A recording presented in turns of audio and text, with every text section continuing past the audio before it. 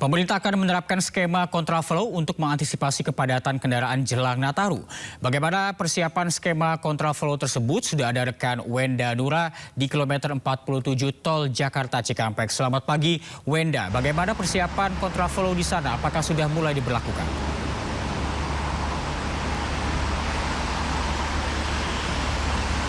Ya, selamat pagi Reza dan juga pemirsa. Saat ini saya berada di ruas jalan tol Jakarta Cikampek, tepatnya di kilometer 48. Dan berdasarkan pantauan kami, suasana ataupun arus jalan tol pagi hari ini memang sudah mulai terlihat adanya kepadatan menjelang hari raya libur dan Natal dan Tahun Baru. Dan nampaknya kepadatan ini terjadi juga ditambah bahwa hari ini merupakan akhir pekan. Jadi memang sempat terjadi kepadatan, dan kepadatan ini sudah mulai terjadi pada pagi hari tadi sekitar pukul 7 pagi ini sudah mulai terjadi kepadatan. Dan bisa dilihat di layar televisi Anda, Reza dan juga pemirsa, memang kendaraan ini ramai yang mengarah ke arah Cikampek ya, dibandingkan dengan arah sebaliknya atau yang menuju ke arah Jakarta. Dan bisa dilihat juga ini kendaraan didominasi dengan kendaraan pribadi. Dan kabarnya memang akan dilakukan skema kontraflow, apalagi pada hari ini di hari Sabtu. Rencananya akan diadakan kontraflow mulai pukul 6 pagi hingga pukul 2 siang nanti. Namun kembali ternyata kontraflow tersebut diberlakukan secara situasional, melihat seperti apa arus kendaraan yang terjadi di ruas jalan tol Jakarta Cikampek ini.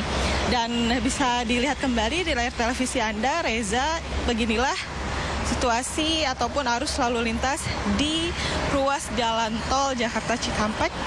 Jadi bisa dilihat memang kepadatan ini mengarah ke luar Jakarta ya. Untuk yang masuk ke Jakarta memang kami melihat juga cukup ramai, namun tidak seramai ataupun sepadat yang keluar dari Jakarta atau mengarah ke arah Cikampek. Jadi untuk skema kontraflow kembali kami informasikan saat ini masih belum diberlakukan karena memang belum terlalu padat, jadi memang masih situasional.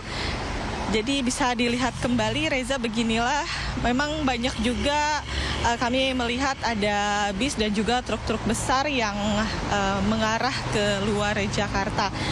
Dan Reza, jika ada kontraflow ataupun kontraflow nantinya tentu akan segera kami informasikan kepada Anda dan juga pemirsa. Namun kembali kami informasikan saat ini kontraflow masih belum diberlakukan meskipun arus lalu lintas sudah mulai terjadi kepadatan. Reza.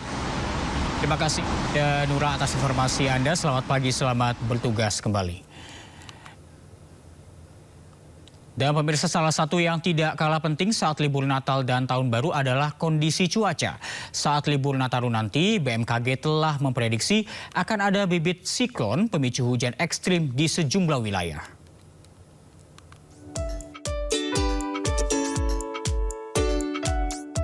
Suasana sukacita makin terasa jelang libur Natal dan Tahun Baru. Di tengah persiapan sambut Nataru, BMKG mengajak masyarakat agar waspada terhadap potensi cuaca ekstrim yang diperkirakan akan melanda sejumlah wilayah Indonesia. Dalam rapat Kabinet Paripurna Senin lalu, Kepala BMKG menyampaikan bahwa puncak musim hujan akan terjadi pada Januari hingga Februari 2026. Curah hujan berpotensi ekstrim akibat 3 bibit siklon yang akan menghampiri sejumlah daerah. Dengan modifikasi cuaca, diharapkan curah hujan akan berkurang bahkan hingga 50%. Operasi penyemayan awan nantinya akan dilakukan di 6 wilayah kunci. Pergerakan awan hujan dicegah agar tidak mencapai daratan padat penduduk. Lampung, kota-kota di Pulau Jawa, Bali hingga Nusa Tenggara berpotensi mengalami hujan lebat dan juga angin kencang, sehingga wilayah ini menjadi target modifikasi cuaca. Selain itu, masyarakat juga diimbau memantau perakiraan cuaca selama libur Nataru. Rayakan Natal dan Tahun Baru dengan sukacita, namun tetap waspada terhadap cuaca agar momen kebersamaan bersama keluarga jadi nyaman dan berkesan. Tim Liputan iNews melaporkan. Pemirsa, Gereja GITJ Juwana Pati Jawa Tengah membuat pohon Natal unik dengan memanfaatkan limbah botol bekas yang didapatkan dari para jemaat. Pohon Natal ini menjadi simbol kepedulian lingkungan dan gotong royong bagi umat Kristen yang ada di sana.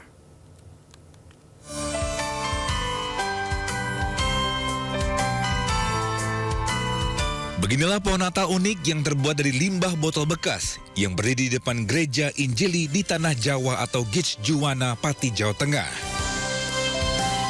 Pohon Natal ini memiliki tinggi 8 meter dengan diameter sekitar 50 cm. Seluruh bagian pohon disusun dari 1.755 botol air mineral bekas yang dikumpulkan dari para jemaat. Pembuatan pohon Natal ini dilakukan selama 2 pekan melalui gotong royong jemaat.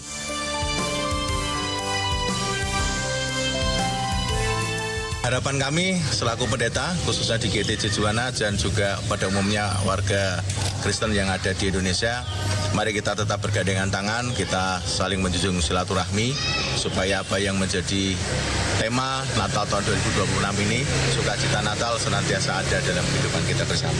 Kami merasa bangga dengan adanya kreativitas dari warga jemaat GTJ Juwana, terutama anak-anak muda yang dipelopori oleh Bapak Dominikus Kusmanto. Setiap tahun gereja Gich Juwana terus berkreasi membuat pohon Natal dari bahan limbah. Sebelumnya pohon Natal pernah dibuat dari bambu dan benang. Dari Pati, Jawa Tengah, Vindi Agil, iNews melaporkan. Pemirsa, penumpang pesawat di Bandara Soekarno-Hatta, Tangerang naik hingga 15% jelang libur Nataru.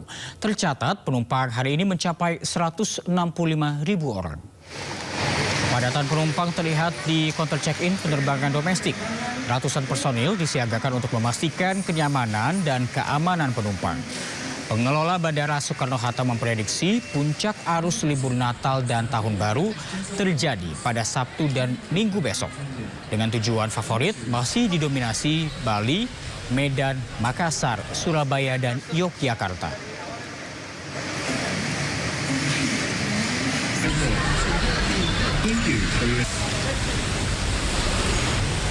Assalamualaikum warahmatullahi wabarakatuh. Yang saya hormati seluruh pimpinan. Memasuki libur Natal dan Tahun Baru, penumpang kereta bandara memadati stasiun Yogyakarta. Kereta bandara menjadi pilihan karena dinilai warga lebih menghemat waktu dan aman dengan harga tiket yang juga terjangkau.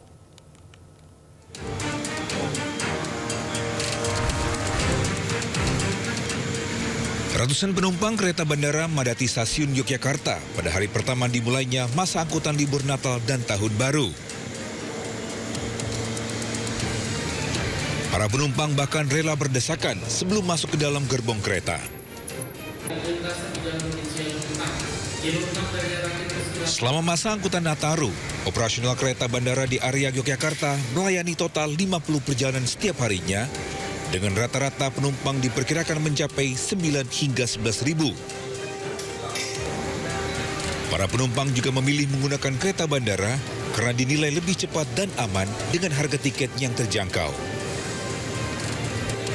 Sementara itu selama 18 harian masa angkutan libur Natal dan Tahun Baru, kereta bandara menyediakan 216.000 kapasitas tempat duduk dari 24 perjalanan KA-YAIA PSO dan 26 perjalanan KA-YAIA Express. Dari Yogyakarta, Gunanto Farhan, iNews melaporkan. Jelang libur Natal dan Tahun Baru, Dinas Perhubungan Kota Bandung mulai melakukan rem cek atau uji kelaikan kendaraan di Terminal Cicahem. Pemeriksaan dilakukan untuk mengantisipasi terjadinya kecelakaan serta upaya menjaga keselamatan penumpang saat di perjalanan.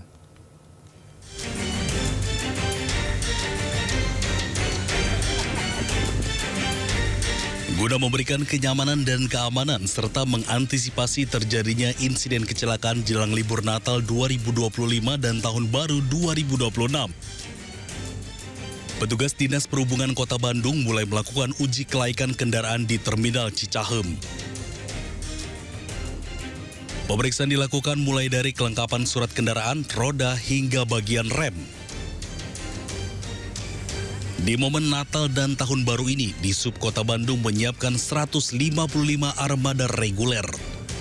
Kita baru mencek 2 armada ya. Dari 2 armada itu untuk lolos untuk di jalan dan operasional. Kalau di sini kami menyediakan armada untuk event Nataru dan Nataru berikut Nataru 2025-2026 ini kami menyediakan sebanyak armada 165 armada reguler.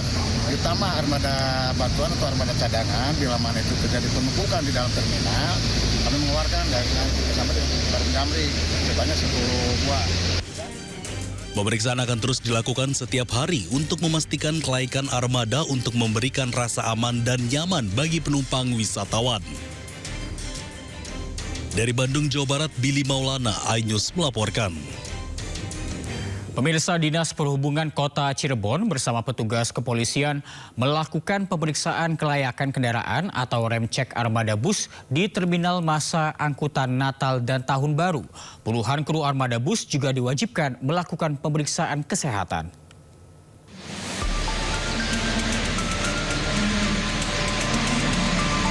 Puluhan kru armada bus mulai Jumat pagi diwajibkan menjalani pemeriksaan kesehatan di Terminal Harjamukti, Kota Cirebon, Jawa Barat sebelum beroperasi melayani penumpang. Hal ini dilakukan untuk memastikan para kru armada bus dalam kondisi sehat dan tidak dalam pengaruh narkotika saat melayani penumpang di perjalanan. Tak hanya itu, petugas dari Dinas Perhubungan Kota Cirebon bersama Polres Cirebon Kota juga melakukan ram cek terhadap seluruh bus untuk memastikan kondisi layak beroperasi. Pemeriksaan meliputi kondisi lampu, kelengkapan alat pemecah kaca hingga kondisi roda.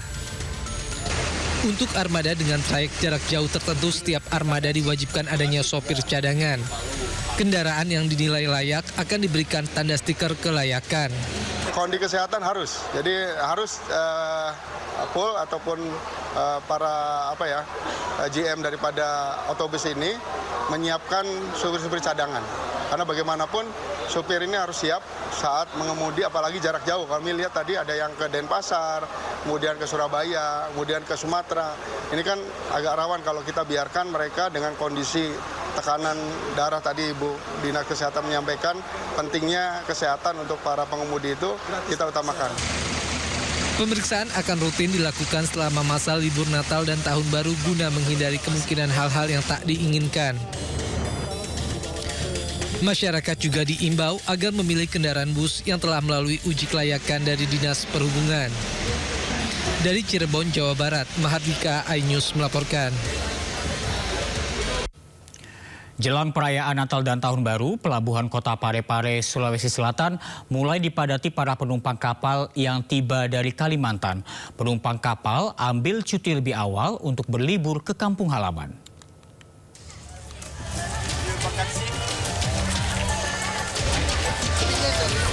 Beginilah suasana kepadatan di dermaga Pelabuhan Nusantara, Kota Parepare, Sulawesi Selatan menjelang Natal dan Tahun Baru. Penumpang yang tiba merupakan pekerja yang akan berlibur merayakan Natal dan Tahun Baru di Tanah Toraja. Mereka mengaku mengambil cuti lebih awal agar bisa lebih lama bersama keluarga di kampung halaman. Baru kali ini pulang, sudah 3 tahun di Samarinda, baru kali ini pulang. Alhamdulillah, bersyukur bisa bergabung kembali merayakan Natal sama Tahun Baru dengan keluarga. Soalnya kemarin-kemarin kan tidak sempat karena masih tidak bisa cuti. Diprediksi kepadatan penumpang akan terus meningkat menjelang Natal dan Tahun Baru nanti. Dari Parepare, Sulawesi Selatan, Erwin Eka Pratama, iNews melaporkan.